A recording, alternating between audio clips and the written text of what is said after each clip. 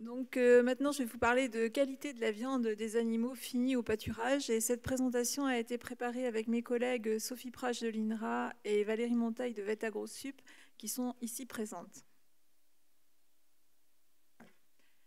Donc nous allons là vous présenter les principaux résultats de nos travaux et de la bibliographie pour faire ressortir les principales caractéristiques de la viande d'animaux finis à l'herbe. Alors, une première chose qu'on peut dire, c'est que la viande d'animaux finis à l'herbe présente des particularités en termes de couleur du gras et couleur de la viande, à la fois chez les ovins et chez les bovins. Donc, il y a plusieurs synthèses bibliographiques qui ont été écrites et globalement, ce qu'on voit, c'est qu'à l'herbe, on a une viande un peu plus sombre, avec une luminosité un peu plus faible et un indice de rouge qui est augmenté. Et en fait, cet indice de rouge, elle est liée à une teneur en myoglobine. C'est le pigment qui transporte l'oxygène dans la viande, donc qui donne une couleur rouge à la viande, qui est augmentée à l'herbe. Donc, pour illustrer ça, on a quelques exemples. Donc désolé, la mise en page a un petit peu changé, mais bon, c'est pas grave.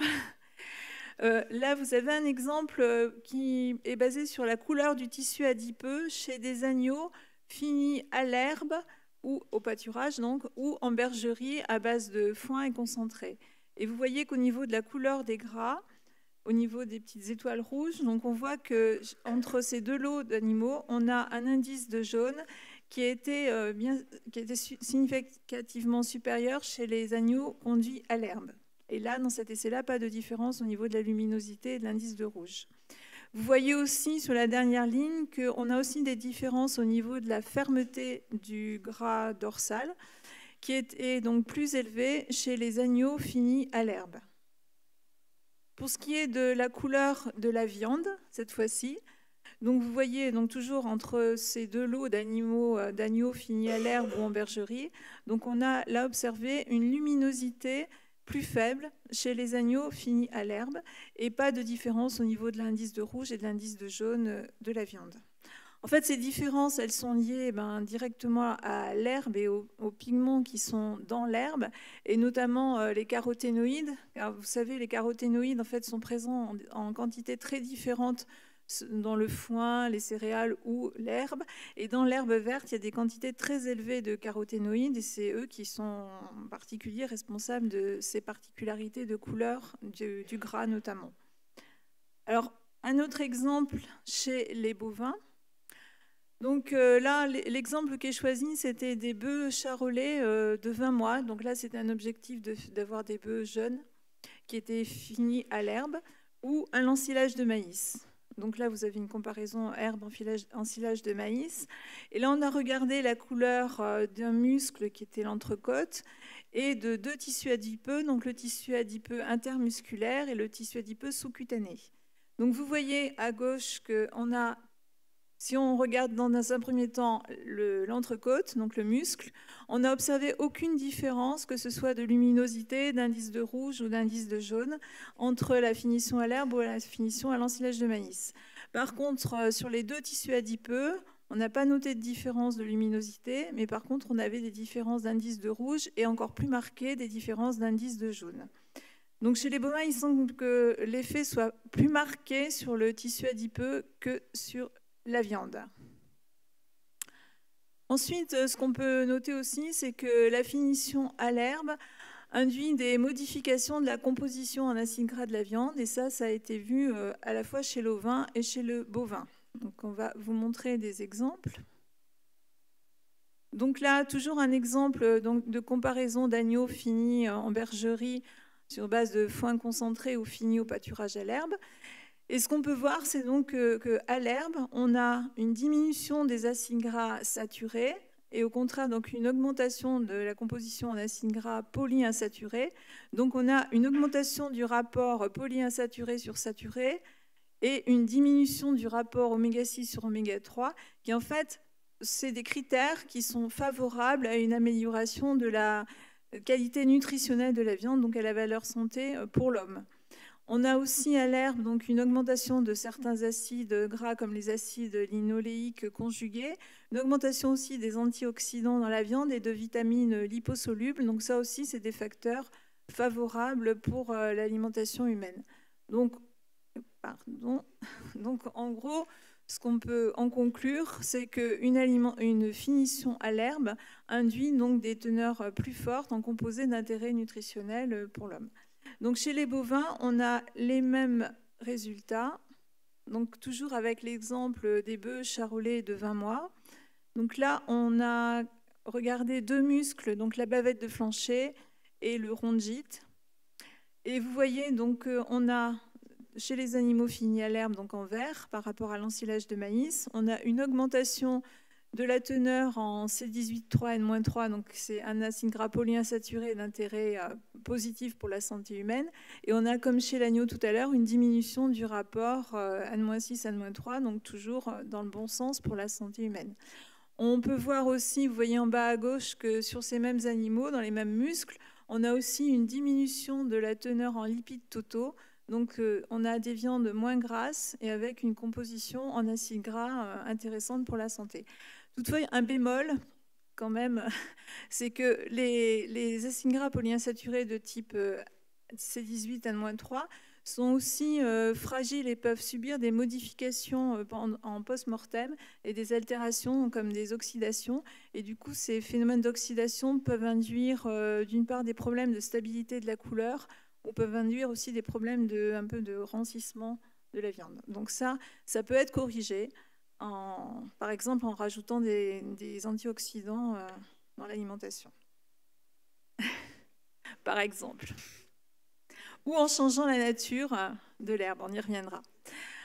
Alors un autre point qui ressort aussi, c'est que la finition à l'herbe induit aussi des modifications de la flaveur de la viande.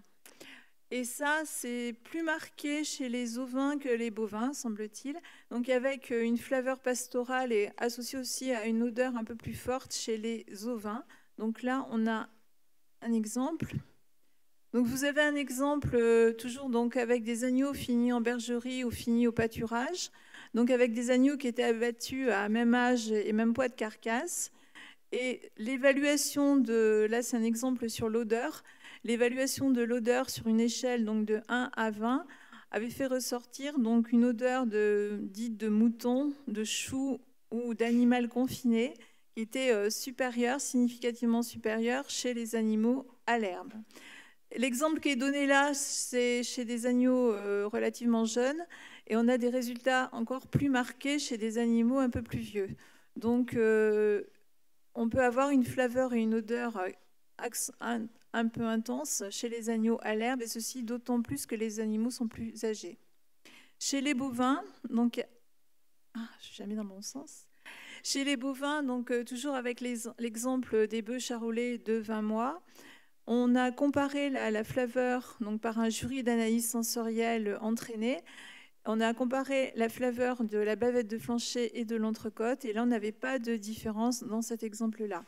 Par contre, ce qu'on peut dire, c'est que dans la BBIO, il y a d'autres études qui ont montré des différences de flaveur aussi chez le bovin.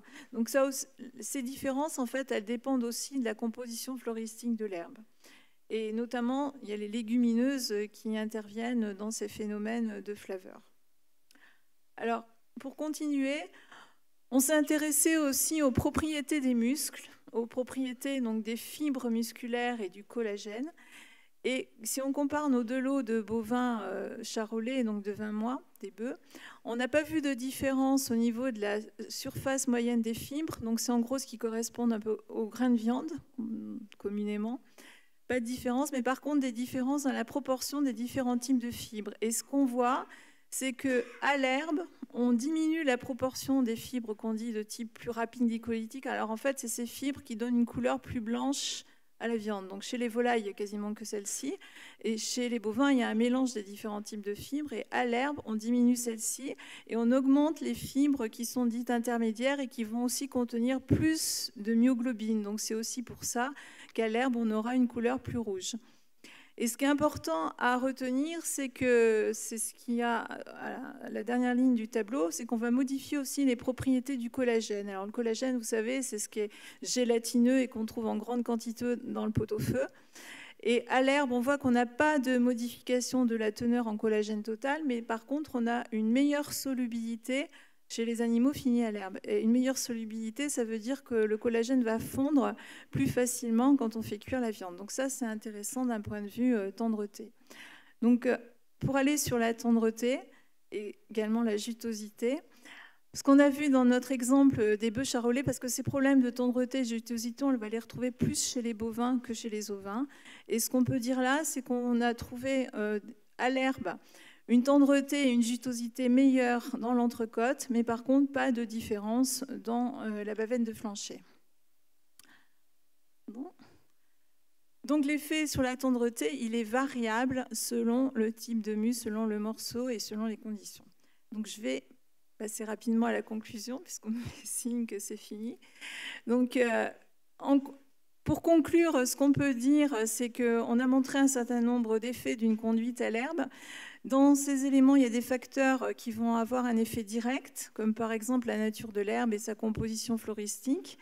Mais aussi, il y a des effets qui sont indirects et qui sont liés à d'autres facteurs associés à l'itinéraire de production à l'herbe, par exemple la vitesse de croissance, l'âge ou le déplacement, parce qu'on sait que l'activité physique va avoir des conséquences sur les propriétés du muscle qui vont être modifiées par cette activité physique. Et en fait, ce que je voulais dire, c'est qu'il y a très peu de travaux qui se sont intéressés à l'ensemble de tous ces facteurs et leurs interactions pour bien comprendre l'effet d'une conduite à l'herbe. Donc, je vais passer pour aller à la conclusion.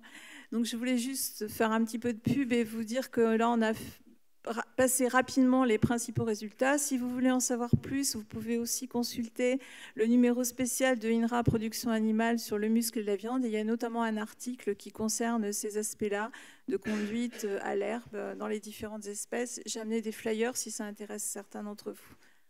Je vous remercie.